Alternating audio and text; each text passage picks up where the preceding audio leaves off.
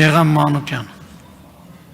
Դիմում եմ դպրոցականներին, սիրելի աշակերտներ, լավ սովորեք, շատ լավ սովորեք, բայց մի զգուշացում։ Նիկոլ Փաշինյանից բան չսովորեք։ Հակառակ դեպքում ձեր կողքի ապրող վատ ապրողը, թոշակառու տատիկը, դուք ոչ թե փորձելու եք իրան օգնել որպես հայրենակից, այլ ասելու եք փոքր ժամանակ դու լավ չես սովորել, դրա համար լավ չես ապրում։ Այդ ոնց է ստացվում, Խաչիկ Սուքյասյանը լավ հյուրանոց է սարքում, պիցերիա է սարքում, բանկ է սարքում, կառավարությունը չգիտի ոնց սարքի։ Բա խեկդ է նստած։ Ձեր ամբողջ աշխատանքը զերոյացնում ասում բան չգիտեք, որ չգիտեք խեկդ է նստած։ Ինչ վերաբերում է Ղարաբաղյան շարժմանը, շարունակելով Խաչատրյան Արտուրին։ Դեռ 21 թվականին Ստալին, Բաղիրով, Բերիա, Ավիս Նուրիջանյանն էին ասում Ղարաբաղյան շարժում չպետք է լինի։ Հետո Սուսլովներ ասում չպետք է լինի, Կևորկովներ ասում չպետք է լինի, Էլչիբեյը, Մութալիբը, այսպես ասում են։ Բայց Ղարաբաղյան շարժումը կար։ Ես ճիշտ ասած մինչև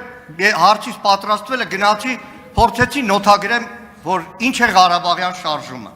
Ղարաբաղյան շարժումը շրջադարձային նշանակություն ունեցավ հայ ժողովրդի հետագա պատմության համար։ Հայաստանում եւ Արցախում ձևավորված համաժողովրդական շարժումը բացառիկ է իր հզորությամբ, խորապես ազգային է եւ ժողովրդավար։ Շարժումը մեր պետականության վերականգնման առաջին քայլը հանդիսացավ, որով վերագտանք ազատ եւ անկախ ապրելու, մեր ճակատագիրը կերտելու եւ մեր ապագան տնօրինելու վճռականությունը։ Հետերվարյան շարժումը հայոց վերազարթոնքի մի բացառիկ օրինակ էր, որը ոգեշնչեց միլիոնների, մենք վերագտանք մեր ազգային միասնություն եւ այլն։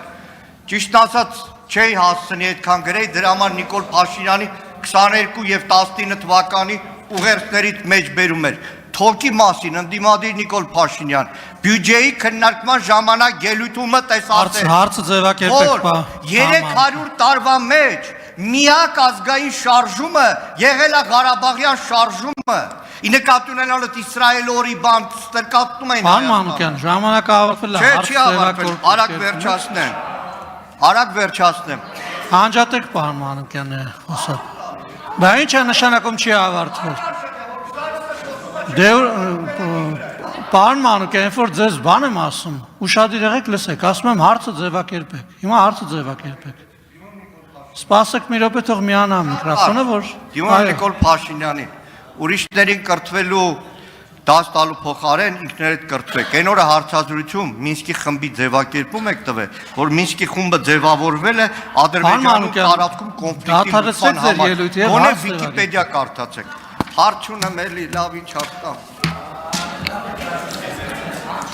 Այնուամենայնիվ կարձագանքի պարոն վարչապետը համեցեք։ Շնորհակալ եմ հարցի համար, պարոն Մանուկյան, եթե դուք ուղերձներն եք իմ մեջ բերում, ես ձեզ ավելի կարևոր բան կասեմ, ես իմ կյանքի առաջին ցույցին մասնակցել եմ 1988 թվականին, ես այդ ժամանակ եղել եմ 7-րդ կամ 8-րդ դասարանում եւ այլն։ Հա ինչ այդ ուղերձները, որ մեջ բերում եք, այսինքն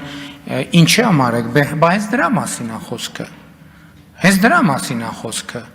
Բա հենց դրա ապացույցն է, որ այդ օրակարգի մեջ ընենք չի, որ մենք վայ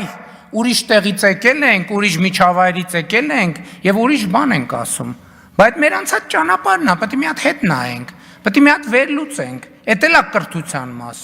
Ես ուրիշներին կոչ չեմ անում կրթության, ես ինքս ինձ եմ կոչ անում կրթության եւ իմ կրթության արդյունքներն եմ ձեզ ներկայացնում, այդ թվում այս հարցերի արձանագրման համատեքստում։ Եվ այո, ասում եմ, արձանագրում եմ։ Այդ բանը, այդ ուղերձները գնացել եք բան թաքուն ձեր ծանոթների միջոցով եք գտել, այդ ուղերձները իմ կայքում, իմ էջերում դրած է։ Դա ինչի մասին է բան անում։ Հիմա եկեք, եթե մենք էլ տենց փորփրենք, գնանք 88 թվականին եւ 90 թվականին Ղարաբաղյան շարժման վերաբերյալ դաշնակցության դիրքորոշումները հələ բացենք նայենք։ Մենք մի հատ տեսնենք, թե ինչի մասին էր այդ դիրքորոշումները, պաշտոնապես արձանագրված։ Այդ ինչի համար եք տեսարաններ, վայ երեխեք բան չսովորեք, հա, թող չսովորեն, թող ձեզնից սովորեն։ Կարծում եմ ձեզնից ավելի շատ բան կա սովորելու, թե ինչպիսին պետքա չլինի քաղաքական ուժը եւ падգամավորը։ Բայց հիմի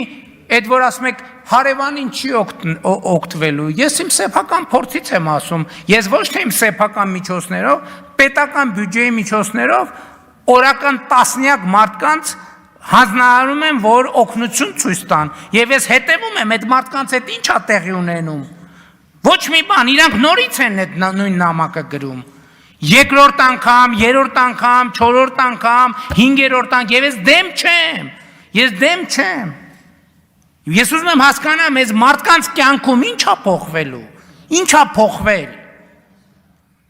Եվ մենք մարդկանց այդ օգնություններով ստրեկացնում ենք։ Այդ ձեր իշխանության քաղաքական գիծն է եղել, որ լավ է 5000 դրամ արի քաղաքական դրախտ է։ 5000 դրամով կարելի է մարդուն ոնց ասեց կառավարել։ Բայց այդ է եղել ձեր ամբողջ քաղաքականությունը։ Բայց եթե ձեզ համար կրթությունը կարևոր լիներ, ինչ ենք մենք այսօր ընկել բան, դպրոցում մանկապարտեզ կառուցելու մասին խոսում։ Երկրում տասնյակ դպրոցներ, հարյուրավոր դպրոցներ բան չունեն, մարզադահլիճ չունեն, որ երեխեքը բան ֆիզկուլտուրա անեն։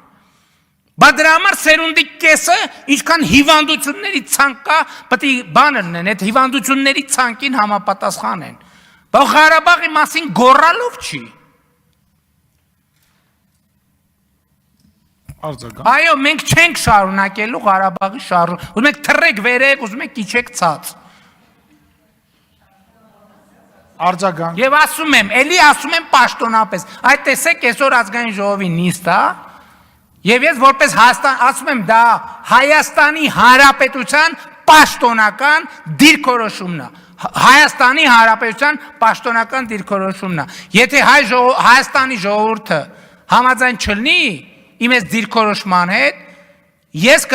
վաղը չեմ մյուս օրը որևէ պահի կդադարեմ լինել Հայաստանի Հանրապետության վարչապետ, դուք կդառնաք Հայաստանի Հանրապետության վարչապետ եւ կգաք այս ամբիոնից բան կանեք։ Կշարունակեք։ Արձագանք, խնդրեմ։ Որևէ մեր հայրենակցին օգնելը Նիկոլ Փաշինյանը իր ջեբից չի անում փող տալիս, է։ Հայաստանի Հանրապետության Նիկոլ Փաշինյանի ջեբում բան էլ չկա, որ օգնի։ Հա, վայ քորանամ ես։ Երկրորդը Հայաստանի Հանրապետության քաղաքացու վրա համաձայն մեր չգցեք 21 թվականին այն խոստումը որ քաղաքացին ասեց լավ ջանդամ թող Նիկոլ Փաշինյանը պաշտոնավարի, բայց այս ընթացքով ես վստահ եմ մի օր Հայաստանի Հանրապետության քաղաքացին Նիկոլ Փաշինյանին լարելու է, դա վստահ եղեք։ Մեկ էլ հիմա ոնց որ հասկանում եմ Ադրբեջանի այդ ստորագրված թղթի կետերը սկսել եք կատարել, այսինքն ի՞նչ է նշանակում սպառնում եք էդի Հայաստանի պաշտոնական դիրքորոշումը, ՊՊՑ-ին էլ կանչեք մեզ դահլիճից անեն։ Հա, էդի ձեր գործն է, չէ ինքն է կարա ասի, ասում է, հայ ժողովուրդը որոշում չի կայացրել։ Հայ ժողովուրդը 21 թվականին ուրիշ որոշում է կայացրել, այն ինչ որ չեք կատարել ձեր ծրագրում։ Պարոն Մանուկյան, հայ ժողովուրդը դե յուրե որոշումներ կայացնելու մեխանիզմ չունի։ Դե յուրե որոշում կայացնելու մեխանիզմ ունի Հայաստանի Հանրապետության ժողովուրդը, որ ունի հարաքվեների մեխանիզմ, ընտրությունների մեխանիզմ եւ այլն։ Այդ ձեզ պետք է այդ ապա կամ արտապետական մոտեցումը, ինչից հայ հեղափոխական դաշնակցությունը օգտվել, ասել է հայ ժողովուրդը դե սենց է, հայ ժողովուրդը սենց է մտածում, դե գնաց ստուգի։ Ով է որոշել, ինչ իրավունքով, ընդհանրապես ինչ իրավունք ունեք դուք, ես կարող եմ ասել, ես ինչ իրավունք ունեմ խոսել Հայաստանի Հանրապետության ժողովրդի անունից։ Դուք ինչ իրավունք ունեք հայ ժողովրդի անունից խոսել։ Այդ մասով, բայց ոչ ավել։ Լրություն, դալիճում, լրություն։ Պարոն Մինասյան։ Այո, դուք կարող եք արտահայտել ձեր կարծիքը, Դուք ներկայացնում եք ողջ ժողովրդին, ես էլ ներկայացնում եմ ժողովրդին եւ նրա կողմից հիմնադրված Հայաստանի Հանրապետությունը։ Շնորհակալություն, պարոն վարչապետ։